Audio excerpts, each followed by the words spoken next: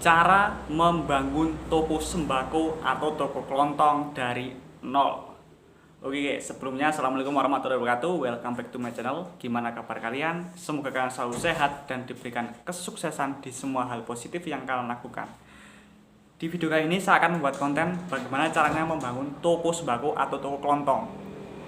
Nah, karena kebetulan selain Canva saya juga punya toko atau lebih tepatnya warung gitu ya guys, warung sembako. Nah, dulu itu di sini di tempat saya adalah warung pertama karena ini dari Simbah. Mbah saya itu dari dulu itu pedagang. Jadi dari dulu saya itu memang punya jiwa dagang guys. Nah, karena akhir-akhir ini banyak sekali wabah sehingga banyak sekali orang yang dirumahkan karena alasan di PHK dan sehingga sekarang banyak sekali orang yang memulai usaha sembako atau kelontong. Ya, dan akhirnya rezekinya dibagi-bagilah. Tapi ya nggak masalah lah. Rezeki nggak bakal tertukar ya nggak. Nah, tapi bagaimana caranya membuat toko kelontong atau toko sembako dari nol? Oke. Pastikan kalian tonton video ini sampai selesai. Jangan di skip-skip supaya kalian paham dan bisa langsung kalian praktekkan. Yang pertama adalah kalau kalian ingin membuka toko sembako atau usaha kelontong, kalian harus mempunyai tempat. Ini yang paling penting guys. Nah, kalau misalnya rumah kalian itu di pinggir jalan atau kalian udah punya tempat untuk membuka toko sembako, itu kalian udah punya modal awal. Kalian nggak perlu mengeluarkan modal untuk sewa tempat. Ini udah menjadi nilai plus. Nah, berikutnya anggap saja kalian membuka usaha kelontongnya itu di rumah kalian sendiri. Nah, lokasinya itu sebisa mungkin harus di pinggir jalan guys. Lokasi yang strategis. Oh ya, lokasi yang strategis itu bukan berarti lokasi tersebut harus di pinggir jalan. Ada beberapa faktor yang menentukan apakah toko kita itu ramai atau enggak. Walaupun lokasi kita itu di pinggir jalan, tapi kalau misalnya tempat usaha kita itu ada di jalur cepat, tetap aja guys, pengunjungnya akan sepi, nggak akan ramai. Karena lokasinya itu ada di jalur yang cepat. Nah, seperti itu. Terus ada beberapa faktor lagi, yaitu adalah dari daya beli masyarakat. Meskipun toko kalian itu ada di jalur yang lambat, udah ada di pinggir jalan, di jalur yang lambat, dan harga kalian itu murah, tapi kalau misalnya daya beli masyarakatnya itu rendah, sama aja. Tokonya nggak bakalan ramai. Nah, oke. Anggap aja kalian udah mendapatkan sebuah tempatnya itu di pinggir jalan dan daya beli masyarakatnya juga bagus dan ada di jalur yang lambat. Jalannya itu jalur yang lambat kayak gitu guys, bukan jalur cepat. Setelah itu apa yang harus kita lakukan? Oke, kita udah berhasil mendapatkan satu syarat, yaitu lokasi yang strategis.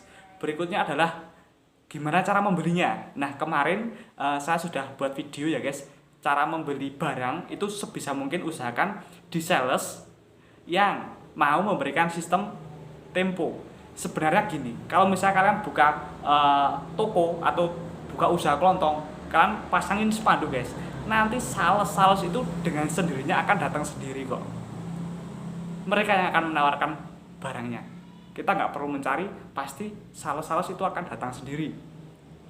Karena sales resmi sebuah distributor itu ditarget yang namanya target distribusi atau target pemerataan produk. Jadi setiap ada warung baru, pasti mereka akan mengunjunginya untuk menawarkan produk-produk mereka. Seperti itu guys. Nah, keuntungan kita kalau kita belanja dengan sistem tempo itu adalah kita tidak perlu mengeluarkan modal terlalu banyak. Ya enggak? Biasanya tempo paling lama itu 2 minggu paling lama. Ya kemarin di video kemarin saya sudah buatkan, nanti kalian bisa tonton lah. Tapi untuk sedikit flashback, contohnya adalah OT, brand-brand dari OT itu temponya 2 minggu.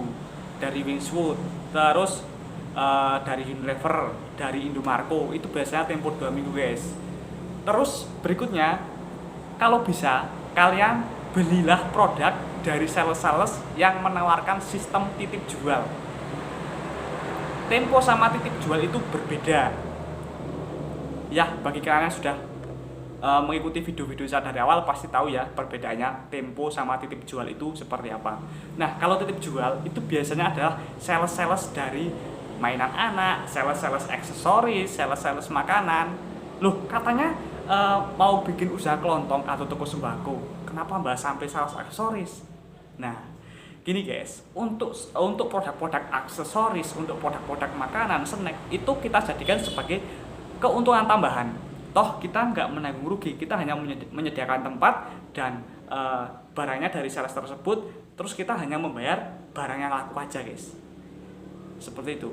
Jadi kalau misalnya kita beli di sales resmi atau sales tempoan atau sales titip jual, itu kita juga tidak akan namanya mengalami stuck barang, karena begitu ada barang yang stuck atau slow moving atau penjualannya lambat, kita bisa mengajukan retur atau kita bisa mengajukan switching, atau mas ini makanan yang snack yang ini nggak terlalu laku mas, saya tuker sama yang laku mas, itu bisa.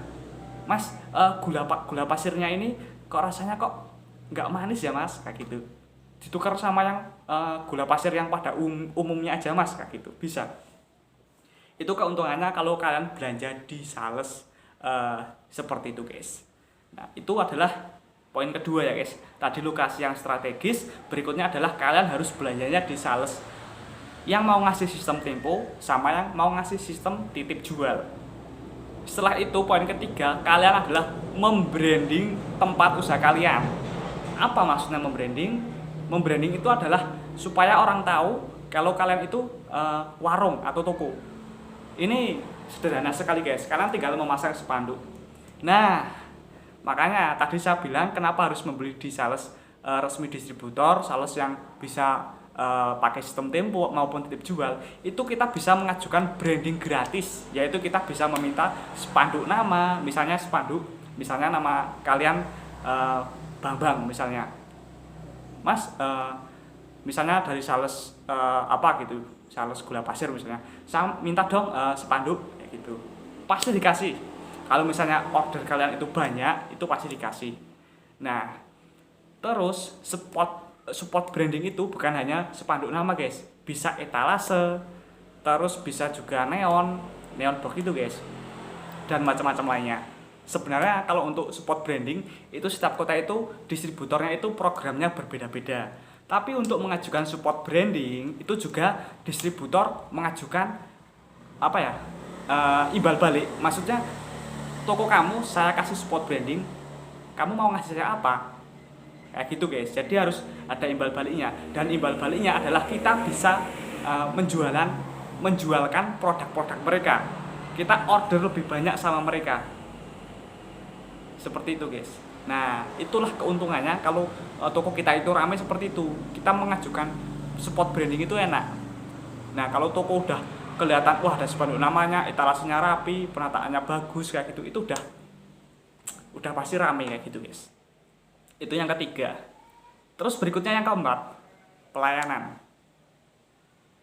Pelayanan itu maksudnya adalah kita selalu ramah, kita selalu sopan sama orang yang beli ke toko kita, kayak gitu. Dan tadi di poin ketiga, walaupun kalian itu dikasih sistem tempo, kalian jangan asal order barang. Kalian harus bisa membedakan barang mana yang fast moving dan barang mana yang slow moving, ya enggak? Barang yang fast moving itu barang yang bersifat konsumtif atau digunakan sehari-hari, misalnya seperti sabun mandi, deterjen, sampo, terus gula pasir, minyak goreng, pokoknya barang yang setiap harinya itu dikonsumsi oleh orang kayak gitu. Itu kalian perbanyakin order. Seperti misalnya OT, orang tua, kalian bisa order teh gelas, Tenggu, terus sama snack UUPS misalnya. Nah, untuk sikat gigi sama batu baterai alkalin, dia kan juga produknya OT. Kalau saran saya sih untuk awalan kalian nggak usah order barang itu atau produk itu terlebih dahulu, karena itu adalah produk yang slow moving guys. Ya kalian intinya gini, kalian harus tahu lah produk-produk mana yang slow moving sama fast moving. Seperti Pepsodent-nya ya yang pasta gigi yang merek Pepsodent itu kan udah mendunia banget ya guys. Itu dari brandnya Unilever. Nah, untuk yang Pepsodent yang close up atau yang lainnya kalian pikirkan nanti. Kalau misalnya toko kalian udah berkembang, kalian baru melakukan yang namanya itu penambahan varian atau NOP, New Open Product. Seperti itu. Sebentar guys, sebentar.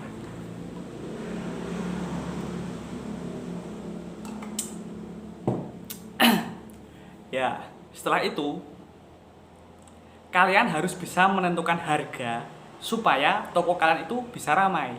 Apakah harga itu berpengaruh? Yes, harga itu sangat berpengaruh.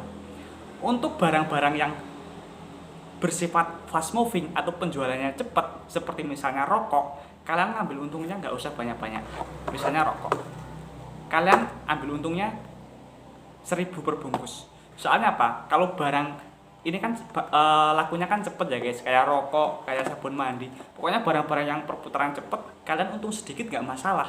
Tapi untuk barang-barang yang sifatnya penjualannya itu slow moving atau agak susah atau agak lambat, seperti misalnya kalian jualan kaos kaki, kalian jualan sandal, terus kalian jualan keset atau tarik atau apa kayak gitu, pokoknya barang yang sifatnya slow moving atau penjualannya agak lama, kalian bisa menaikkan value keuntungan kalian kayak gitu, bisa menjual lebih tinggi kayak gitu guys. Soalnya kan modal kalian staknya itu agak lama, jadi kalian harus otomatis kalian harus bisa mendapatkan yang untung yang lebih besar juga, seperti itu guys. Karena kalau misalnya barang-barang yang perputaran cepat kayak rokok itu selisih 500 rupiah itu aja konsumen lari ke kita semua. Di sana misalnya rokok gudang garam filter diecerin satu bungkusnya adalah 19.500. Nah, di toko kita 19.000. Lari semua ke toko kita. Walaupun selisihnya hanya 500. Ya itulah mindset orang-orang Indonesia seperti itu. Oke. Itu beberapa cara atau beberapa tips untuk membuka toko kelontong atau sembako dari nol. Itu baru dasar guys. Itu baru dasar. Kalau misalnya saya buat dalam satu video itu akan sangat panjang sekali. Sampai-sampai nanti takutnya suara saya habis karena videonya terlalu panjang. Nanti akan saya sambung di next video ya guys. Nah, kalian mulai aja dulu apa yang saya sampaikan ini. Kalau misalnya sekiranya cara dari saya ini atau omongan saya ini bisa bermanfaat, silahkan dilakukan. Tapi kalau misalnya kalian bertentangan dengan apa yang saya katakan, silahkan kalian cari referensi dari channel YouTube yang lain, nggak masalah. Nah, nanti dari beberapa referensi kalian bisa ambil kesimpulan cara seperti apa yang ingin kalian tempuh. Terus berikutnya nanti di next video saya akan membahas bagaimana caranya supaya konsumen itu tidak pada lari, bagaimana caranya supaya kita itu bisa berjualan lebih banyak. Oke, terima kasih.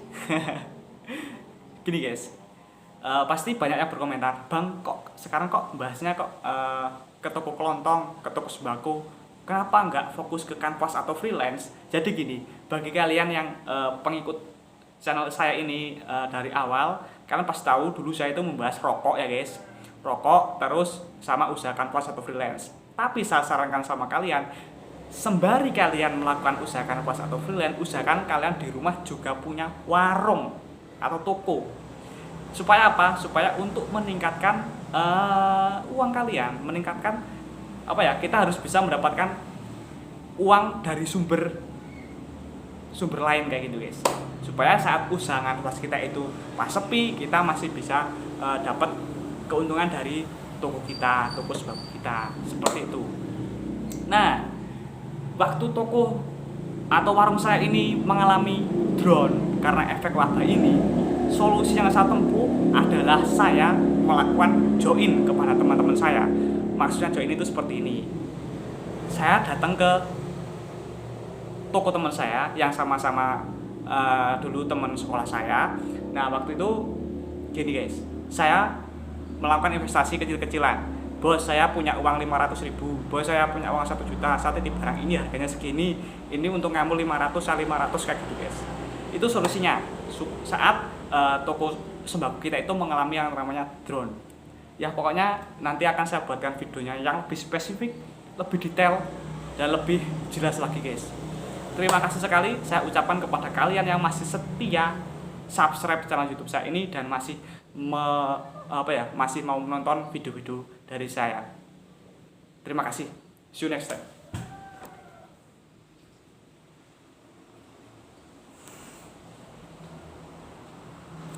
Nggak mati kameranya.